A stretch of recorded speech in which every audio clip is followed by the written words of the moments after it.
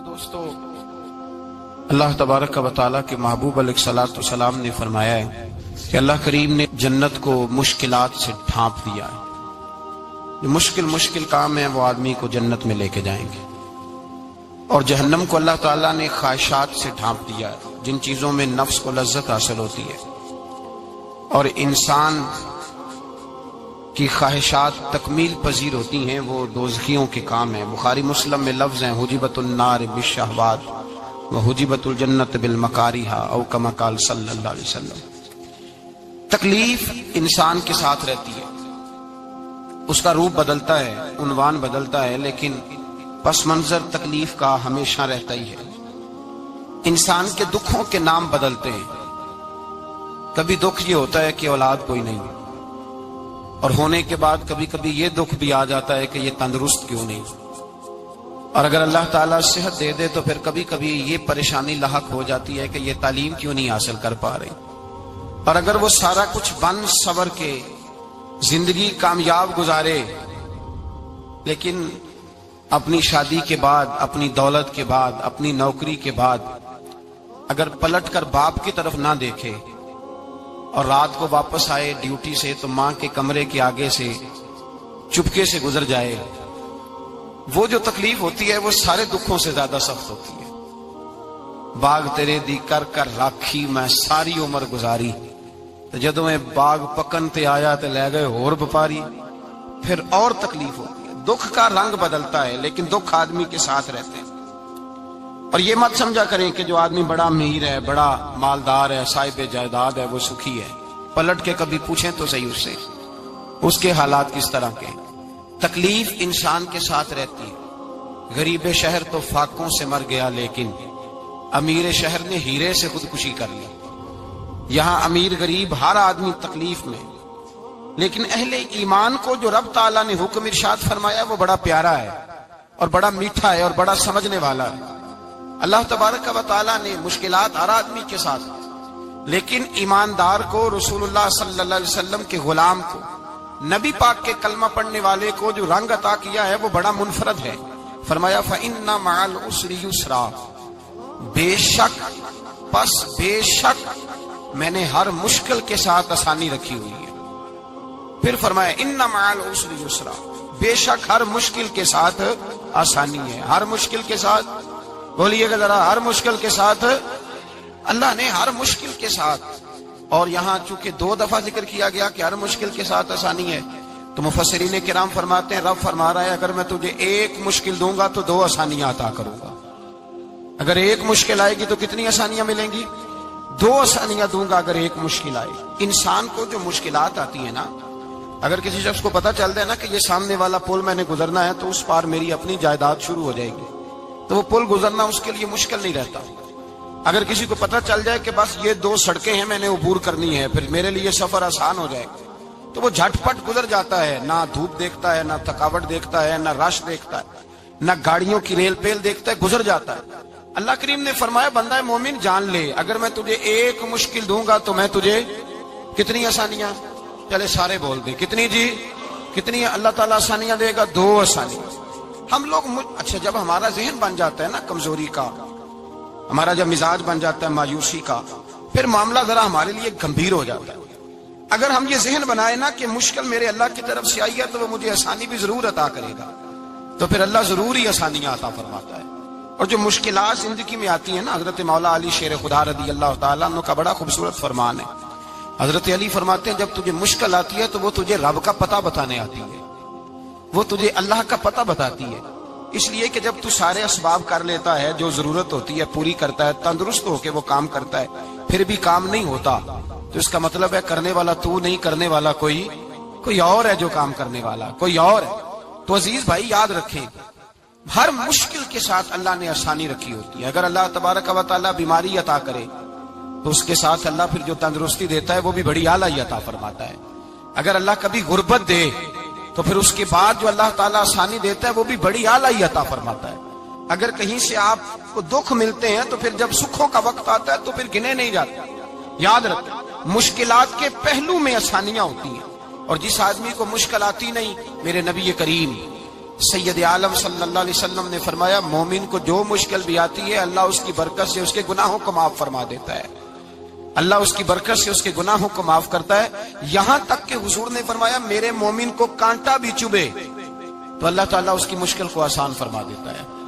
دو بزرگ بیٹھے تھے، ایک حضرت احمد رحمت اللہ علیہ اور ایک حضرت شرف الدین منیری رحمت اللہ علیہ۔ تو حضرت شرف الدین منیری کہنے لگے کہ دوست اصل میں وہ ہوتا ہے جو دوست کی طرف سے آنے والی تکلیف پر صبر کرے، جو اللہ کی طرف سے آنے والی تکلیف پہ صبر کرے وہ اللہ کا محبوب ہوتا ہے۔ تو حضرت احمد فرمانے لگے نہیں مجھے تیری بات کی سمجھ کوئی نہیں آئی، صبر کرے وہ اللہ کا دوست ہے، مصیبت پہ صبر کرے۔ تو کہا جناب پھر اگر نہیں سمجھ آئی تو آپ بتا دیں اللہ کا دوست کون ہے؟ تو آپ فرمانے لگے جو محبوب کی طرف سے آنے والی مصیبت کو اس کا تحفہ سمجھ کے قبول کرے وہ اصل دوست ہوتا ہے، اس کا تحفہ سمجھ کے قبول کرے، اپنے رب کا تحفہ سمجھے، مالک کا تحفہ سمجھے کہ اس نے مجھے تحفہ دیا ہے، مجھے کسی مشکل میں ڈالا ہے۔ تو رب کریم بلا مثال و بلا تشبیہ سمجھانے کے لیے اللہ جب کسی کو مشکل میں ڈالتا ہے، کافروں کو تو اس نے موجیں کرائی ہوئی ہے، بڑی بڑی سہولتیں دی ہوئی ہیں، مشکل میں ڈب بھی ڈالتا ہے، اپنے نیک بندوں کو ہی ڈالتا ہے۔ نمرود اور فرعون کے پیروں میں کانٹا بھی نہیں چبھتا تھا، ان کو تکلیف نہیں آتی، تکلیف کسے آتی تھی؟ اللہ کے نیک بندوں کو تکلیف آتی تھی۔ حضرت رابعہ بصریہ جب تک زندہ رہی تب تک بیمار رہی، جس دن طبیعت ٹھیک ہوتی تو کہتی اے اللہ تو کہیں مجھ سے ناراض تو نہیں ہو گیا، تو کہیں ناراض تو نہیں مولا جب تو مجھے تکلیف دیتا ہے تو میں رو کے تیری عبادت کرتی، جب مجھے دکھ ہوتے ہیں تو میں سجدے میں تڑپتی، اور خدا بندہ اب تو میں سکھی ہوں، موج میں ہوں، مجھے رونا ہی نہیں آ رہا، تو خدا بندہ تو کہیں ناراض تو نہیں ہو گیا مجھ سے؟ دکھ تو اچھے ہوتے ہیں، دکھ تو پیارے ہوتے ہیں، اور دکھوں کے بعد جو اللہ آسانی دیتا ہے اس آسانی کا پھر کیا ہی کہنا۔ اس حضرت ایوب علی نبینا علیہ الصلوۃ والسلام بیمار رہے، 60 سال اللہ نے تندرستی دی۔ کتنے سال بولے؟ 60 سال، غور کرنا بات پر، 60 سال علیل رہے، پھر بیمار ہو گئے، 18 سال ہو گئے بیمار ہوئے۔ زوجہ کہنے لگی دعا کر لیں آپ کو اللہ صحت دے دے۔ ہمیں اگر کوئی بندہ پوچھ لینا کہ بھائی کبھی کوئی خاص بات تو سناؤ، تو ہم جو ساری زندگی سکھ کے ساتھ سوئے ہوتے ہیں وہ بات نہیں سناتے، وہ جو ایک رات درد سے نیند نہیں آتی اس رات کا قصہ سناتے ہیں، کہتے ہیں وہ میرے الٹے دانت میں درد تھا تو میں ساری رات سو نہیں سکا۔ او بھائی جو ساری زندگی سویا ہے اس کا تو ذکر نہیں کر رہا، اور ایک رات جو تجھے نیند نہیں آ رہی، کسی سے پوچھا جائے، ڈاکٹر کہتے ہیں 360 ہڈیاں ہوتی ہیں وجود میں، کسی سے پوچھا جائے نا تیرا کیا حال ہے تو 359 ہڈیوں کا ذکر نہیں کرتا، جس گھٹنے میں درد ہے اس کا ذکر کرتا ہے، کہتا ہے یہ گھٹنے میں بڑی درد ہے۔ او بھائی باقی 359 ٹھیک ہے نا، ان کی بھی تو کوئی بات سنانا۔ حضرت رابعہ بصریہ رحمت اللہ علیہ کے پڑوس میں ایک نوجوان رہتا تھا، آپ کے پڑوس میں، تو وہ جب جو محلے میں بچے رہتے ہیں نا گاؤں میں ان کا پتہ ہوتا ہے، پڑوسی تھا تو 34-35 سال نوجوان کی عمر ہو گئی، کبھی بیمار نہیں ہوا۔ ایک دن اس کی طبیعت علیل ہوئی، سر میں درد ہوا تو اس نے پٹی باندھ لی سرخ رنگ کی، باہر نکل کے آیا، حضرت رابعہ بصریہ علیہ رحمہ نے دیکھا تو فرمانے لگے بیٹے خیر ہے؟ لگا جی اماں جی سر میں بڑی درد ہے۔ آپ فرمانے لگے کتنی عمر ہو گئی؟ کہنے لگا 34-35 سال۔ فرمانے لگے پہلے تو کبھی درد نہیں نہ ہوئی؟ کہا نہیں اماں جی آج ہی ہوئی ہے۔ تو آپ فرمانے لگے 34 سال اللہ نے صحت دی ہے، تو نے شکر کی ایک پٹی بھی نہیں باندھی، اور آج درد ہوئی ہے تو شکوے کی پٹی تو نے فوراً ہی باندھ لی ہے، کوئی شکر کی پٹی بھی باندھنی چاہیے۔ حضرت ایوب 18 سال بیمار رہے، زوجہ کہنے لگی دعا کر لو، تو آپ فرمانے لگے بی بی سے کہ صحت کتنی دیر رہی؟ اس نے کہا 60 سال۔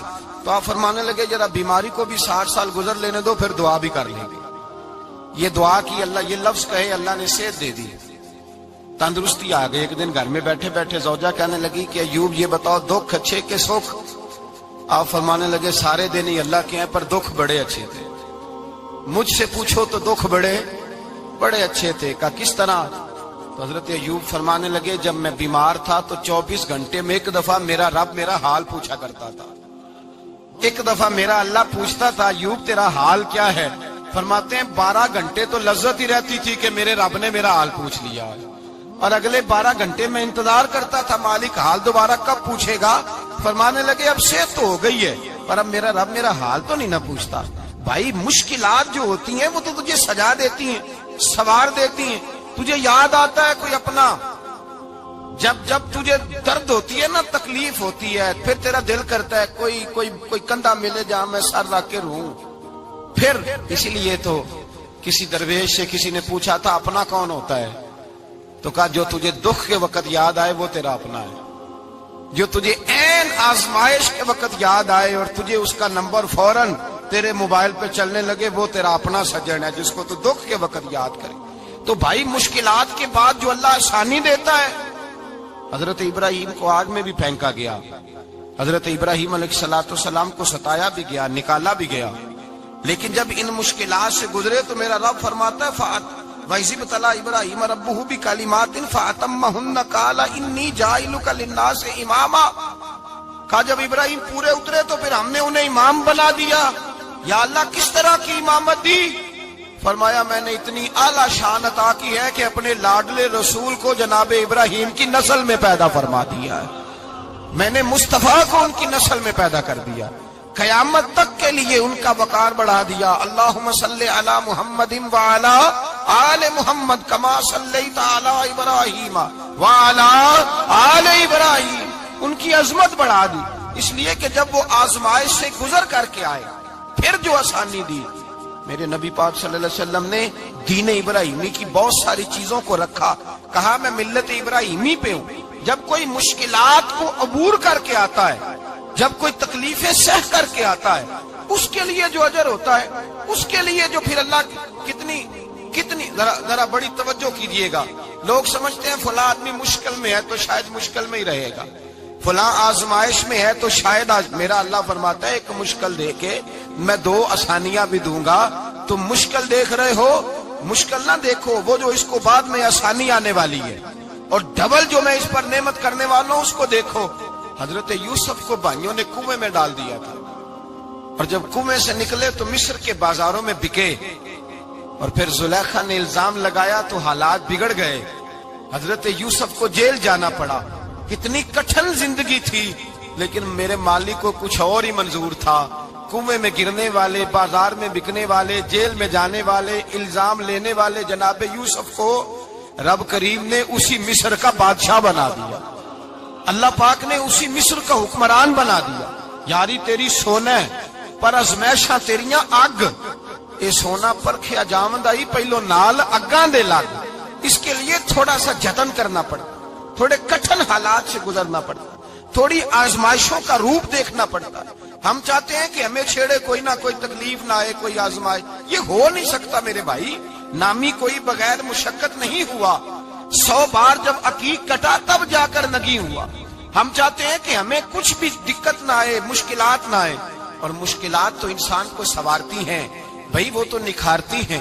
کبھی پوچھا کرو جا کر کے کسی گندم کے دانے سے کہ تو کہاں سے ہو کے آیا ہے، کہاں سے نکل کے آیا ہے، تو وہ بتلائے گا کہ بڑے مشکل مراحل سے گزرا ہوں، اور پھر اللہ نے مجھے طاقت دی ہے کہ میں انسان کے وجود کا حصہ بنا.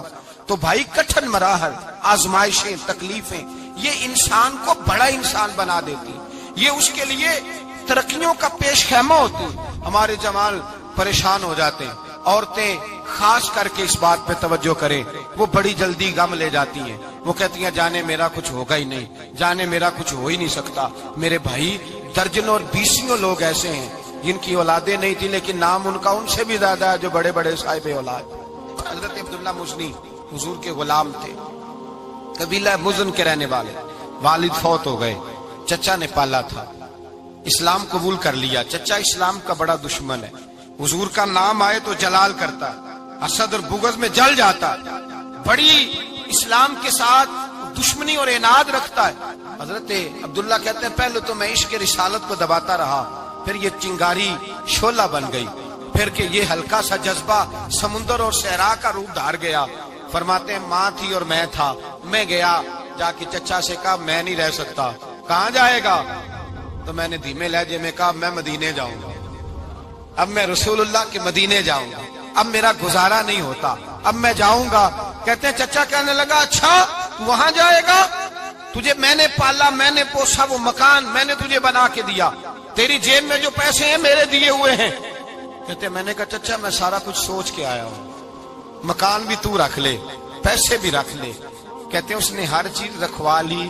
जब पलटने लगा तो चचा कहने लगा जो कपड़े तूने पहने हैं ये भी मैंने खरीद के दिए थे। हजरत अब्दुल्ला फरमाते हैं मैंने वो कपड़े भी उतार के दिए। बरहना हालत में मैं माँ के पास गया और मैंने कहा अम्मा मैं पहले भी तो नंगा पैदा हुआ था, तूने ही कपड़े पहनाए थे, मेरा फिर बदन नंगा हो गया, कपड़े दे दे। कहते हैं 2 बीबियों वाले कपड़े अम्मा ने दिए, एक मैंने तामत बांध ली, दूसरा ओढ़ लिया और मदीने पहुंचा।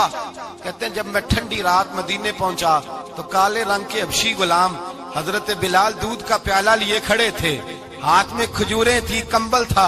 कहने लगे आजा आजा। मुस्तफा ने फरमाया था कबीला मुज़न से मेरा गुलाम आ रहा है, मैं सारी रात से तेरा इंतजार कर रहा हूँ। हजरत जनाब सैयदना अब्दुल्ला रज़ी अल्लाह तआला अन्हु फरमाते मेरी मुश्किल आसान हुई। फरमाते मुझे मदीने में एजाज मिल गया, मुझे इज्जत मिल गई, हर आदमी मेरी कदर करने लगा।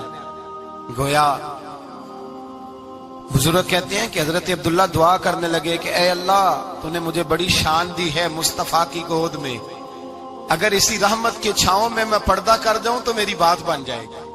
हजरत अब्दुल्ला का विसाल भी रसूलुल्लाह की गोद में ही हो गया। गोद में ना कोई रिश्तेदार, ना कोई ताल्लुकदार, ना कोई हमसाया अपना, ना कोई चचा, ना कोई मामू, शहर में तन्हा असी किसे दे कुछ नहीं जे लगदे, ते ना कोई साडा दर्दी। तन्हाई जनाजा उठा तो उठाने वाले कौन है? अबू बकर सिद्दीक, फारूक आजम, उस्मान गनी, मौला अली, हसनैन करीमैन जनाजे में शामिल। मेरे रसूल पाक सल्लल्लाहु अलैहि वसल्लम ने जनाजा पढ़ाया। देखो मुश्किल काटी थी तो आसानी का रंग देखो, आसानी का अंदाज देखो। हजरत सैयदना अबू दरदा रज़ी अल्लाह तआला अन्हु इरशाद फरमाते हैं मदीने में रिवाज था कि जब कब्र में उतारने लगते थे तो करीबी रिश्तेदार उतारा करते थे, पर अब्दुल्ला का तो रिश्तेदार ही कोई नहीं था मदीने में, कौन उतारे? फरमाया जब कब्र में उतरने लगे तो हजरत अबू बकर सिद्दीक और हजरत उमर फारूक उतर गए कि हम कब्र में उतारते हैं। रसूलुल्लाह ने फरमाया तुम बाहर निकलो, तुम क्यों कब्र में गए हो, बाहर आओ। कहते हम बाहर आए तो अल्लाह के रसूल अंदर गए। फरमाया कौन कहता है इसका कोई नहीं, मैं जो मौजूद हूँ। कौन कहता है कोई नहीं? फरमाया रखो मेरे हाथों पे। कहते हैं हुजूर के दस्ते मुबारक पे रखा और बाहर खड़े हम रश्क करने लगे कि वाह अल्लाह तेरा आसानी देने का रंग, आसानी। इसने मुश्किल बर्दाश्त की तो रब ने मुस्तफा के कदमों में आसानियां अता फरमाई। पसे और हुजूर ने कब्र में रखा, नबी पाक ने। मेरे दादा मुर्शिद कहते हैं इश्क सरकार की एक शम्मा जला लो दिल में, बाद मरने के कब्र में भी उजाला होगा। और मेरे आला हज़रत फरमाते हैं लहद में इश्क रुखे शाह का दाग लेके चले, लहद में इश्क रुखे शाह का दाग लेके चले। अंधेरी रात सुनी थी चिराग लेके चले। और बेदम शाबारसी तो हद कर गए, कहने लगे पसे मुर्दन, बाद मरने के पसे मुर्दन। फरिश्तों ने जो तलाशी ली तो क्या निकला? फकत एक दिल के गोशे से ख्याले मुस्तफा निकला, फकत एक दिल के गोशे से ख्याले। और कामिल पीरो ना दे बाहू कब्र जिना दी जीवे। मेरे भाई नबी पाक सल्लल्लाहु अलैहि वसल्लम के साथ वफा की तंगी देखकर, दिक्कत देखकर, मुश्किल कर, और फिर जो आसानियां हुई, फिर जो लोगों के लिए बरकत हुई वो जमाने ने देखी। हजरत जनाब सैयदना अली उल मुर्तजा शेर खुदा करमल्लाहु ताला वजहुल करीम की वालदा हजरत फातिमा बिनते असद रज़ी अल्लाह ताला, हजरत अली की वालदा, बड़ा प्यार किया मेरे नबी पाक के साथ। हुजूर इनके घर में रहे, इनके घर में परवरिश पाई। हजरत अली कहते हैं मेरी अम्मा पहले रसूलुल्लाह का ख्याल रखती, गुर्बतों के जमाने में नबी पाक का साथ दिया। मक्का मुखालफत करता तो जनाब फातिमा हुजूर का ख्याल रखती। फातिमा बिनते असद, बड़ा प्यार किया, बड़ी मोहब्बत की मौला अली की वालदा ने। हर दुख हर तकलीफ काटी, लेकिन रसूल कायनात सल्लल्लाहु अलैहि वसल्लम का साथ ना छोड़ा। और यहाँ तक रिवायात में मिलता है कि जनाब फातिमा तज़हरा जब ब्याह के उनके घर गई तो बाहर से सौदा ला के देती। हजरत फातिमा से बड़ा प्यार करती, बड़ी मोहब्बत, मुश्किलात में साथ दिया। जब विसाल हुआ तो फरमाते कोहराम मच गया मदीने में। लोग मिन्नतें करते थे कि हुजूर का एक बाल मिल जाए तो कब्र में बख्शिश का सामान हो जाएगा। रसूल पाक ने फरमाया जब जनाब अली की वालदा को गुस्ल दे लो तो कफन पहनाने से पहले मेरे पास आना। कहते हैं जब गुस्ल दे लिया तो अर्ज की हुजूर गुस्ल हो रहा है, कफन का क्या करना है? हुजूर अंदर गए, कमीज बदली اور جو کرتا پہنا ہوا تھا اتار کے دیا. فرمایا وہ علی کی ماں نہیں میری ماں ہے, اس نے میرے لیے بڑی تکلیفیں سہی ہیں, بڑی مشکل دیکھی ہے. فرمایا اس طرح کرو میرے کرتے میں اسے کفن دو. حضور نے جنازہ پڑھایا, اپنے کرتا لباس مبارک میں کفن دلایا. پھر جب وہ دفن ہوئی تو حضور قبر پہ کھڑے ہوئے, کھڑے ہو کے فرمایا اے اللہ اپنے سارے نبیوں کے وسیلے سے اور میرے وسیلے سے میری اماں کی بخشی فرما دے. پھر جو آسانیاں ملی ان لوگوں کو تو ان کی قبروں تک آسانیاں ملی, پھر ان کو قیامت تک کے لیے آسانیاں ملی جنہوں نے مشکلات کو دیکھا. اور بھائی جو سوئے رہے, جو آرام کرتے رہے, جنہوں نے مناسب ہی نہ سمجھا کوئی کٹھن مرحلہ طے کرنا, جنہوں نے کہا نا نا نا نا ہم تو سکھ کے ساتھی ہیں, ہم تو سکون کے ساتھی ہیں, بھائی ہم تو سلوٹ کے ساتھی ہیں, جب موجیں لگے گی تو دوڑ کے پہنچیں گے, کہیں گے ہمارا بھی تعلق بنتا ہے, ہماری بھی رشتہ داری ہوتی ہے, ہمارے بھی رابطے ہوتے ہیں, پھر دوڑ کر کے پہنچیں گے. اصل ساتھی وہ ہوتا ہے جو دکھ کا ساتھی ہوتا ہے, آزمائش کا ساتھی, مشکلات تجھے اونچا اڑاتی. حضرت سلمان فارسی کہتے ہیں میں نبی پاک کی تلاش میں نکلا تھا, حضور کی تلاش میں نکلا, اور میں نے کئی سال حضور کو ڈھونڈا, کبھی ایک دروازے, کبھی ایک دروازے, کبھی دوسرے دروازے, کبھی تیسرے دروازے. فرماتے میں شہزادہ تھا پر بکتا بکاتا مدینے آیا, میں نے نبی پاک کی تلاش میں یہودیوں کی غلامی بھی کی, تیری تلاش میں پھرا میں جنگل پہاڑ اور دشت میں. فرماتے ہیں بڑی تکلیف کاٹی, بڑی آزمائش دیکھی, لیکن اس دن مجھے سارے دکھ بھول گئے, اس دن میری ساری تکلیفیں آسانیوں میں بدل گئی. جس دن میرے نبی نے میرا بازو تھام کے کہا سلمان منا اہل البیت, فرمایا سلمان کو تو میں نے اپنی اہل بیت میں شامل کر لیا ہے. فرماتے اتنی بڑی فضیلت کہ میں رسول اللہ کے خاندان میں جا شامل ہوا. تو بھائی یاد رکھیں, جب آپ کو مشکل آتی ہے تو آپ کو آسانی دینے کے لیے آتی ہے, جب آپ کی طرف کوئی آزمائش آتی ہے تو آسانی دینے. یہ بات صحیح ہے کہ بیٹیاں پیدا ہونے پہ مشکل ہوتی ہے, ان کے نصیبوں سے ڈر آتا ہے, پر جتنی آسانی اللہ بیٹیوں کے باپ کو عطا کرتا ہے اور جتنی رحمت رب بیٹیوں کے باپ پہ فرماتا ہے اتنی بھی کسی اور کے حصے میں نہیں آتی. اس میں شک کوئی نہیں کہ بوڑھے ماں باپ کو جب سنبھالنا پڑے تو مشکل ہوتی ہے. بوڑھوں کی طبیعت بچوں جیسی ہو جاتی ہے, دقت ہوتی ہے, آزمائش ہوتی ہے, ان کی بات سننا بعض اوقات کڑوا لگتا ہے, ان کی فرمائشیں بعض اوقات بچوں کی طرح ایسی ہوتی ہیں جو حل نہ ہو سکیں. لیکن یہ وہی ماں باپ ہیں جن کی نوکری کے بارے میں میرے مصطفیٰ نے فرمایا اگر تو ایک رات انہیں خوش کرنے میں کامیاب ہوا تو اللہ 2 حج اور 2 عمرے کا ثواب عطا فرمائے گا. اس میں شک نہیں کہ بہت سارے کام مشکل ہوتے ہیں, کٹھن ہوتے ہیں, آزمائش والے ہوتے ہیں, اس میں کوئی شک نہیں کہ اس دور میں دین کا کام بڑا مشکل ہے, دعوت و تبلیغ کا سلسلہ بڑا کٹھن ہے, اس دور کے اندر حق بات بیان کرنا بڑا ہی مسئلہ ہے, اس دور کے اندر لوگوں کو کھری بات پہنچانا اور بتانا یہ اپنے ہاتھ میں آگ کا انگارہ پکڑنے کے مترادف ہے. لیکن میرے مصطفیٰ نے فرمایا تھا اس دور میں جب فتنہ ہو من تمسک بسنتی اندہ فساد امہ فلہ اجر 100 شہید. فرمایا اس دور میں جب آزمائشیں آ جائیں, تکلیفیں آ جائیں, اس دور میں جو میری سنت پر عمل کرے گا, رسول پاک کا وعدہ ہے اللہ ایک سنت پر عمل کرنے والے کو 100 شہیدوں کا ثواب عطا فرمائے, اللہ 100 شہیدوں کا درجہ دے گا اسے. تو بھائی جس قدر مشکل زیادہ اس قدر آسانی بھی, اس قدر اجر بھی زیادہ. مشکلات سے گھبرایا نہ کریں, ذہن بنا لیں کہ جس رب نے دی ہے وہی اللہ نجات بھی عطا فرمائے گا. انسان آسان ہو جاتا ہے. ہم لوگوں نے نا دوڑ صرف سکھ کٹھے کرنے کے لیے لگا لی ہے, سکھ کٹھے کرنے کے. وہ لوگ دکھوں میں راضی رہتے تھے, آزمائشوں میں. ہمارا دعویٰ ہے رب رسول سے پیار کا, اور میرے حدیث بخاری میں ہے فرمایا جو مجھ سے جتنا زیادہ پیار کرے گا اتنا اس کی طرف مشکل زیادہ آئے گی. حضرت ابو بکر شبلی رحمت اللہ علیہ سے کچھ لوگ ملنے آئے, کہنے لگے صاحب ہمیں آپ بڑے اچھے لگتے ہیں, بڑے پیارے لگتے ہیں, آپ کی زیارت کرنے آئے, دل کرتا ہے 2 گھڑیاں پیر دبا دیں, دست مبارک چوم جائیں, دست بوسی ہو جائے, دل کرتا ہے. آپ نے فرمایا واقعی مجھ سے پیار ہے؟ کہا حضور بڑا پیار ہے. فرمایا سوچ لو کا صاحب بڑا پیار, پھر سوچ لو کا بڑا پیار ہے. حضرت ابو بکر شبلی دیوانے سے آدمی تھے, پتھر اٹھائے روڑے اور زور زور سے ان لوگوں کو مارنے شروع کر دیے. دوڑ گئے, کہنے لگے بابا تو پاگل ہو گیا ہے. جب دوڑے تو حضرت ابو بکر شبلی فرمانے لگے بس تم تو کہتے تھے ہمیں پیار بڑا ہے. کہا حضور کیا مطلب؟ آپ فرمانے لگے اگر تمہیں مجھ سے پیار ہوتا تو میرے روڑے کھا کے میرے دروازے پہ مر جاتے, کبھی میرا ساتھ چھوڑ کے نہ جاتے. تمہیں پیار نہیں، تم سوک کے سجن ہو، تم چوری کھانے والے میاں مٹھو ہو، تم تو اس لیے آئے ہو کہ یہاں برکتیں ملیں گی، موجیں ملیں گی، تمہیں پیار نہیں۔ ہمیں خدا رسول سے پیار بھی ہے، ذرا سی آزمائش آئے رونے بیٹھ جاتے ہیں، غریب بھی رو رہا ہے، بیمار بھی رو رہا ہے، تنگ دست بھی رو رہا ہے، اور جو آدمی کسی مشکل میں گرفتار ہے وہ بھی کہتا ہو جتنا میں الجھ گیا ہوں ہے ہی کوئی نہیں۔ اٹھیں، بیدار ہوں، اپنے آپ کو توانا کریں، اپنے اندر جولانیاں پیدا کریں، یاد رکھیں جتنی مشکل سخت ہوگی اتنی آسانی بھی اللہ زیادہ ہی عطا فرمائے گا۔ اللہ تعالیٰ زیادہ اور وعدہ کیا اللہ پاک نے، فَإِنَّ مَعَ الْعُسْرِ يُسْرًا إِنَّ مَعَ الْعُسْرِ يُسْرًا، فرمایا اگر میں تمہیں ایک مشکل دوں گا تو میں تمہیں 2 آسانیاں عطا فرماؤں گا۔ اللہ تعالیٰ ڈبل آسانی دیتا ہے اگر کسی پر مشکل ڈالتا ہے۔ اپنے آپ کو کمزور نہ کریں، ذہن بنائیں دکھ سہنے کا، مزاج بنائیں تکلیف برداشت کرنے کی، پھر یہ مشکل نہیں ہوگا، پھر آسانی سے بندہ گزر جائے گا۔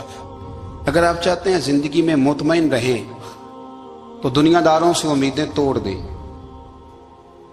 اللہ اور اس کے رسول سے امید وابستہ کریں، اولیاء اللہ سے امیدیں وابستہ کریں، صحابہ اور اہل بیت سے امیدیں، اللہ اور اللہ والوں سے امیدیں، دنیا داروں سے امیدیں۔ آپ کو پتہ ہے دنیا دار کی تباہی کب ہوتی ہے؟ جب انہیں خوشامدی مل جاتا ہے۔ چودھری کا بیڑا اس وقت غرق ہوتا ہے جب اسے چودھری کہنے والے زیادہ ہو جاتے ہیں۔ سیٹھ صاحب اور نواب صاحب بیچارے تباہ تب ہوتے ہیں بھولے پن میں، جب ان کے دائیں بائیں ریلا ہوتا ہے سیٹھ صاحب کہنے کا، لوگ انہیں کھانا چاہتے ہیں، پیار ان کا نہیں ہوتا، ان کی جیب کا ہوتا ہے، محبت ان سے نہیں ہوتی، ان کی کرسی سے ہوتی ہے، ضروریات کا پیار ہوتا ہے، تباہ کر دیا جاتا ہے۔ ہماری ساری توقعات دنیا داروں سے وابستہ ہو گئی ہیں، ناراض نہ ہونا۔ پیروں نے، مولویوں نے، درویشوں نے، انہوں نے بھی سیٹ رکھے ہوئے جلسوں کی صدارت کرانے کے لیے، یعنی مذہبی جلسہ ہے، اس میں بہت زبردست پڑھے لکھے صاحب تقوی عالم کا خطاب ہے، اور کی صدارت وہ بندہ کر رہا ہے جس نے عشاء کی نماز بھی نہیں پڑھی، وہ بندہ صدارت کر رہا ہے۔ کیوں؟ اس لیے کہ اس نے ₹1,00,000 دیا محفل میں۔ خدا را دنیا داروں سے امیدیں چھوڑ دیں ورنہ آپ کمزور پڑ جائیں گے، آپ کی امیدیں ٹوٹیں گی۔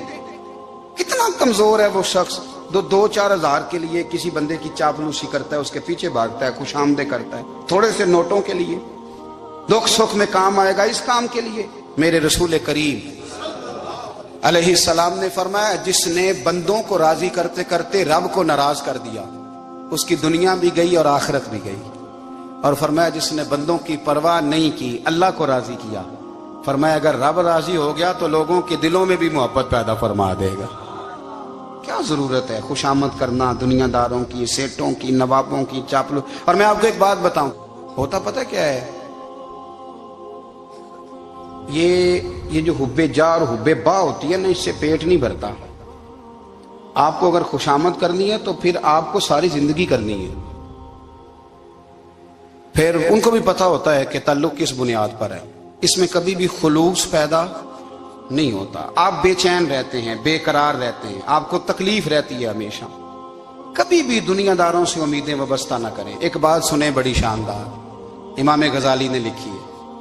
امام غزالی فرماتے ہیں کہ ہارون الرشید نہ حج کر کے واپس آیا بغداد میں، تو کونے میں حضرت بہلول دانا بیٹھے تھے، رش بہت تھا، مجمع بڑا تھا۔ حضرت بہلول دانا بھی سڑک کے کنارے بیٹھے تھے، تو سپاہی کہنے لگے یہاں سے اٹھ جاؤ، فرمانے لگے ہارون الرشید کی زمین نہیں، زمین میرے رب کی ہے، میں کیوں اٹھوں؟ وہ قریب سے گزرا تو سلام لی، تو آپ نے اس کا پروٹوکول دیکھا تو فرمانے لگے ہارون الرشید تجھ سے تگڑے تگڑے موٹے موٹے پروٹوکول میں نے لوگوں کے دیکھے ہیں، اور یہ جو تیرے دائیں بائیں آج تیرے نعرے لگا رہے ہیں یہ پہلے ان لوگوں کے نعرے لگایا کرتے تھے، اور تھوڑا وقت گزرنے دے، جو تیرے بعد آئے گا نا یہ سارے پھر ان کے نعرے بھی لگائیں گے۔ تو جھوٹ کی دنیا میں زندہ ہے، ان سے تو نے امیدیں وابستہ کی ہیں، یہ کل اس کے نعرے لگائیں گے۔ اس کے دل پہ بڑا اثر ہوا، گھوڑے سے اتر آیا، آگے کہنے لگا حضور آپ نے مجھے بڑی اچھی نصیحت کی ہے، میرا دل بڑا ٹھنڈا ہوا ہے، میں نے سنا ہے آپ مقروض ہیں، کچھ لوگوں کا قرض، تو مجھے کوئی حکم ہی کر دیں۔ آپ ہنسنے لگے، فرمانے لگے یار تو بڑا ہی بیوقوف ہے، بڑا ہی بیوقوف ہے تو، میں تجھے نصیحت کر رہا ہوں تو مجھے الجھا رہا ہے، حضور کوئی حکم کر دیں۔ کیا خوبصورت انداز ہے رب کریم کے بندوں کا۔ حضرت بہلول دانا فرمانے لگے تیرا رب کون ہے؟ کہا اللہ. تو فرمایا میرا کون ہے؟ کہا اللہ. فرمانے لگے یہ تو نہیں نہ ہو سکتا کہ اللہ ہارون رشید کو دیتا رہے اور بہلول دانا کو بھول ہی جائے. یہ تو نہیں نہ ہو سکتا کہ ہارون رشید کو دیتا رہے اور بہلول دانا کو بھول جائے. فرمایا اس کا دل، اس کا ارادہ ہوا، ارادہ قدرت ہوا کہ بہلول مقروض رہنا چاہیے. تو اگر رب مجھے رکھنا چاہتا ہے، دکھ قبول محمد بخشا، راضی رہن پیارے، اگر وہ چاہتا ہے میں مقروض رہوں تو میں بھی چاہتا ہوں کہ میں مقروض ہی رہوں. یہ تو نہیں نہ ہو سکتا کہ تجھے دے اور مجھے نہ دے. فرمایا میری تجھ سے کوئی امید نہیں، مجھے جب بھی دے گا میرا رب بھی دے گا، اور وہ دے گا تو پھر انشاءاللہ خزانے کھول کے دے گا. دنیا داروں سے امیدیں وابستہ کرنا، لوگوں کے پیچھے، یہ چھوڑ دیں. آپ بے چین رہیں گے، بے قرار رہیں گے. اللہ والوں سے ضرور امیدیں وابستہ کریں، اس لیے کہ ان کے پاس جو کچھ ہوتا ہے وہ دراصل رب کا ہی ہوتا ہے. لیکن سیٹھوں سے، نوابوں سے، سیاستدانوں سے باز آ جائیں. ہماری بڑی امیدیں وابستہ ہیں. میں اکثر کہتا ہوں جتنے پھیرے نوکری کے لیے دنیا دار کے دروازے پہ لگائے ہیں نا، اس سے کم دفعہ مسجد میں نفل پڑے ہوتے تو رب اتنی بڑی مہربانی فرما دیتا. تیسری بات یہ یاد رکھیں، اگر سکون لینا چاہتے ہیں نا، اگر سکون لینا چاہتے ہو نا تو لوگوں کو ڈسکس کرنا بند کر دو. کس کو اللہ نے کتنے پیسے دیے ہیں وہ جانے اور اللہ جانے، کس کو اللہ نے کتنی گاڑیاں دی ہیں وہ جانے، اور لوگوں کو ڈسکس کرنا. جی یعنی میں ایک جگہ بیٹھا تھا تو ایک صاحب گاڑی والا گزرا، گاڑی میں بیٹھ کے، اس کا پڑوسی تھا، کہندے تھا منہ ہے کار والا. میں کہ وہ تے ہے تاں ہی بیٹھا ہے. تے ہن میں کہ سمجھانا سی نا انہوں، میں کہ توں تے میں حساب لائیے بھی ساڈے کول کوئی نہیں، وہ تے ہے لیکن نا اللہ نے اسے دی ہے نا، تو اللہ نے چاہا نا وہ کار میں بیٹھے. تو اس نے پھٹے پہ بیٹھ کے یہ تبصرہ کیا کہ منہ ہے کار والا. میں کہ ابھی وہ تے ہے تاں کار ہے. اب مجھے اور تجھے اندازہ لگانا چاہیے کہ ہم کیا یہ بحث ہے. یعنی اللہ کو چاہیے تھا معاذ اللہ کے پہلے تم سے پوچھتا کہ اسے کار دینی ہے کہ نہیں. کیا مطلب فضول بحث ہے. وہ چیز ہمیں اتنا تنگ کرتی ہے، اتنی تکلیف دیتی ہے کہ آپ یقین کریں سارا دن اسی کو ڈسکس کرتے ہیں. سارا دن اس کے پاس گاڑی ہے، اس کے پاس کار ہے، فلانے کا پیسہ 1 نمبر ہے، فلانے کا 2 نمبر ہے، فلانے کا 6 نمبر ہے. اصل بات کے اندر حسد ہے، اس کو نکالو. ایک بات کہنے لگا ہوں، اسے یاد رکھنا. میرے اعلیٰ حضرت رحمۃ اللہ علیہ فرمایا کرتے، حسد کرنے والا بندوں پر اعتراض نہیں کرتا، اللہ پر اعتراض کرتا ہے. وہ کہتا ہے اللہ اسے کیوں دیا ہے، اتنا کیوں دیا ہے، معاذ اللہ وہ اللہ کی تقسیم پر اعتراض کرتا ہے. حسد کرتے ہو بے چین رہو گے. حسد آپ کے دل کو تڑپا کے رکھ دے گا. چھوڑے، اللہ بڑا کریم ہے، جس کو جہاں چاہتا ہے وہاں بٹھا دیتا ہے. آپ قطعاً اس بحث میں نہ پڑے کہ اللہ نے کس کو کتنا دیا ہے، کب دیا ہے، کیوں دیا ہے. وہ بڑا بے نیاز ہے. حسد آپ کو تباہ کرے گا. دنیا میں پہلا گناہ جو ہوا تھا وہ حسد تھا. ابلیس نے حضرت آدم سے حسد کیا، کہنے لگا میں بہتر ہوں، سرداری اس کو مل رہی ہے، یہ تو اللہ کو پتہ ہے نا کس کو دینی ہے. اور دنیا میں پہلا قتل حسد کی وجہ سے ہوا. حابیل قابیل کے درمیان حسد کا معاملہ تھا. خاتون کا نکاح اس سے کیوں ہو رہا ہے، مجھ سے ہونا چاہیے. حسد تباہی کرتا. آپ یقین کریں، یعنی دکاندار کے سامنے دوسری دکان پڑتی ہے اور پریشان ہو جاتا ہے. وہ کہتا ہے میرا کیا بنے گا، لا حول ولا قوت الا باللہ العلی العظیم. یعنی تیرا کا خیال ہے کہ تیرے حصے کی روٹی وہ کھا جائے گا. اتنا چھوٹا دل. یعنی تیرا موقف یہ ہے کہ تیرے حصے کا نصیب اس تک چلا جائے گا، یہ تیری خواہش ہے. ایک دوسرے کی کمزوریاں بیان کرنا، اس کا تو مال ہی ناقص ہے جی، اس کے تو پاس ہی کچھ نہیں. یہ تو کمزور لوگوں کا طریقہ ہے. میرے رسول کریم علیہ السلام گزر رہے تھے، پت جھڑ کا موسم تھا، خزاں کا موسم تھا، درختوں کے پتے جھڑ رہے تھے. صحابہ کو ساتھ لے کے حضور گزرے اور ایک درخت کی ٹہنی کو پکڑ کے حضور نے ہلایا. صحابہ فرماتے ہیں کہ چھم چھم اس کے پتے گرے، زمین پر ڈھیر لگ گیا. حضور نے فرمایا دیکھا تم نے کیا ہوا؟ حضور ہاں. فرمایا کتنی تیزی سے پتے جھڑے ہیں، صرف تنا رہ گیا ہے اور خالی ٹہنیاں رہ گئی ہیں، کوئی حسن بچا ہے؟ حضور نہیں. تو نبی کریم فرمانے لگے جو حسد کرتا ہے نا اس کی نیکیاں بھی اسی طرح جھڑ جاتی ہیں،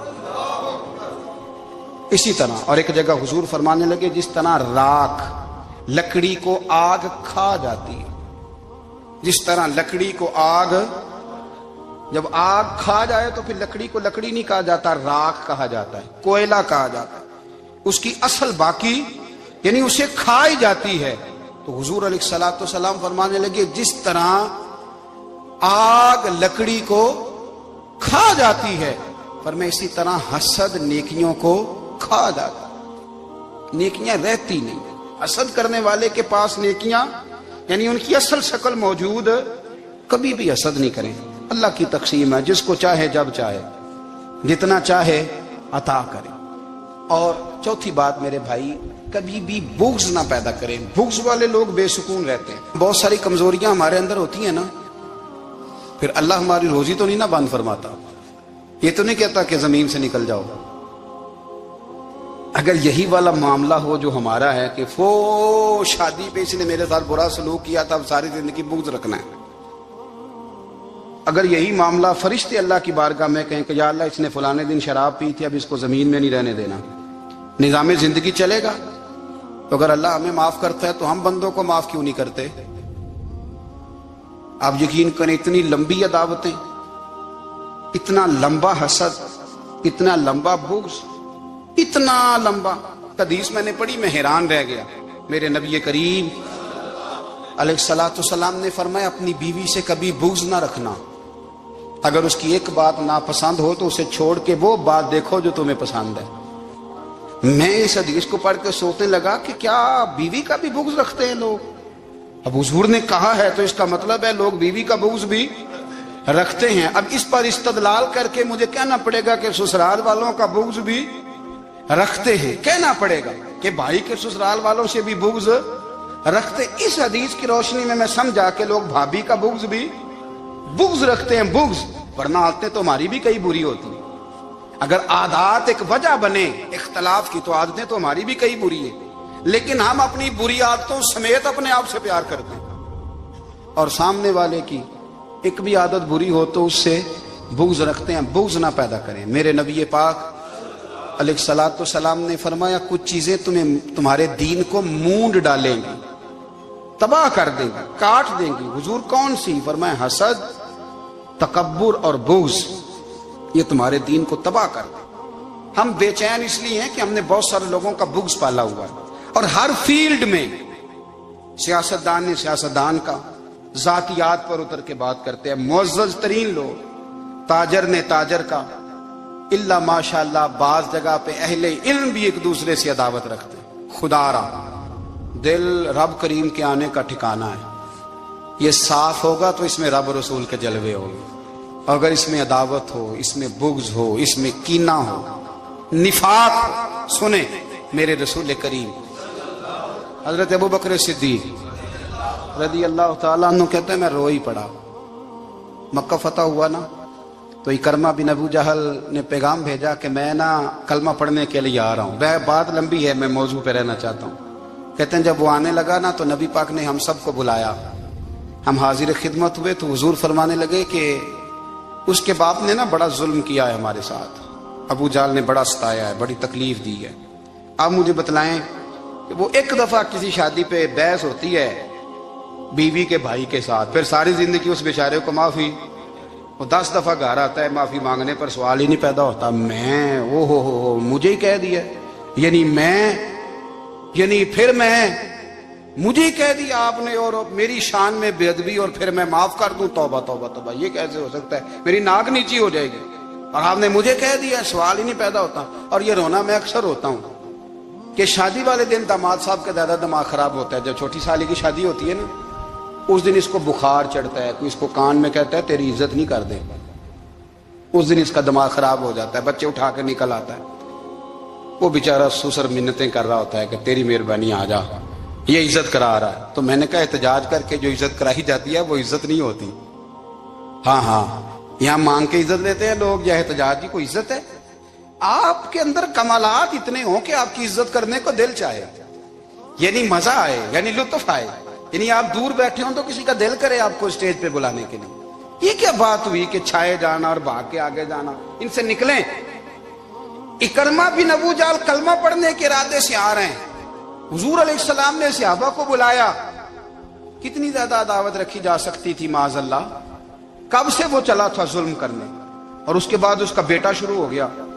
कितनी बातें थी जो नाकाबिले माफी थी, पर करीम रसूल ने हमें बतलाया है कि सुकून वाली जिंदगी कहते किसको है। जब सब लोग जमा हो गए तो हुजूर ने फरमाया, भाई वो कलमा पढ़ने आ रहा है, उसके बाप ने जुल्म बड़े किए हैं, पर मेरी नसीहत ही है कि उसके सामने उसके बाप को बुरा ना कहे। खबरदार कोई उसके सामने कोई बात ना करे। अब वो कलमा पढ़ने आ रहा है, मुती हो के आ रहा है, बांध के आ रहा है। कहते हैं अल्लाह के रसूल ने ना काफी देर तक खुतबा दिया, ब्रीफिंग दी, बात समझाई। जनाब सिद्दीक अकबर कहते मैं रो पड़ा। एक सहाबी मुझे कहने लगे तुम्हें क्या हुआ? तो मैंने कहा मैं मुस्तफा की रहमत पे रो रहा हूं। देखो किन के लिए हुजूर ग्राउंड बना रहे हैं, देखो किन के लिए हुजूर तैयारी कर रहे हैं, जिन्होंने सारी जिंदगी दुश्मनी की। खुदारा ये अंदर से अदावतें निकाल फेंको।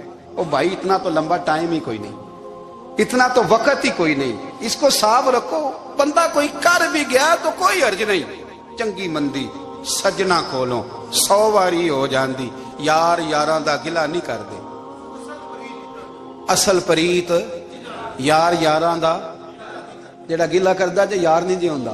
हाँ पक्की बात, पक्की पीढ़ी। मेरा एक संगी मुझे आके आने लगा फलानी जगह बंदा ये बात कर रहा था। मैं क्या तू उथे ही से सोंदा था, तुम ही नाल ही से।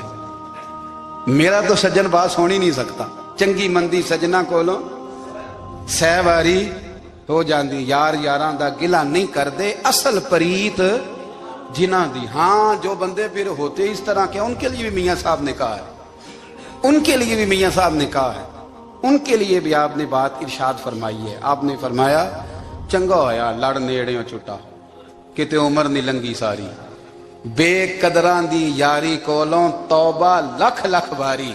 और चंगा होया लड़ नेड़ियों छुटा, किते उम्र नहीं लंगी सारी।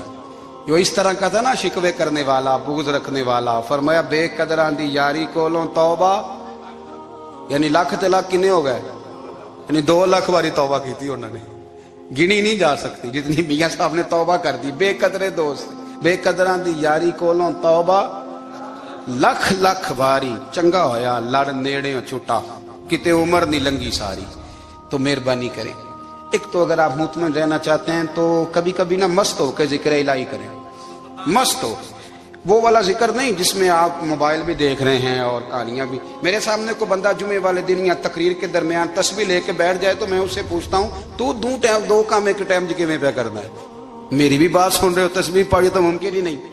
तस्बीह तो तस्बीह है, जब वो होगी तो फिर कोई और काम सवाल ही नहीं पैदा हो। एक तो जिक्र करें महव हो, दूसरी बात हकीकत का सामना करें। आप अगर मुतमईन रहना चाहते हैं तो हकीकत पसंद बने। तीसरी बात हसद छोड़ दें, दूसरों को डिस्कस करना छोड़ दें। आप ये देखें कि अल्लाह ने मुझे क्या कुछ दिया, उस पर राजी रहें। और चौथी बात अदावत छोड़ दें, सीने में कीना छोड़ दें। आपकी जिंदगी मुतमईन हो जाएगी, आप खुशहाल रहेंगे। वो जो आप लफ्ज कहते हैं ना कि मैं बोर हूं, मैं परेशान हूं, उससे आप निकल आएंगे। अल्लाह हमें महबूब की गुलामी में जिंदा रखे, गुलामी में मौत।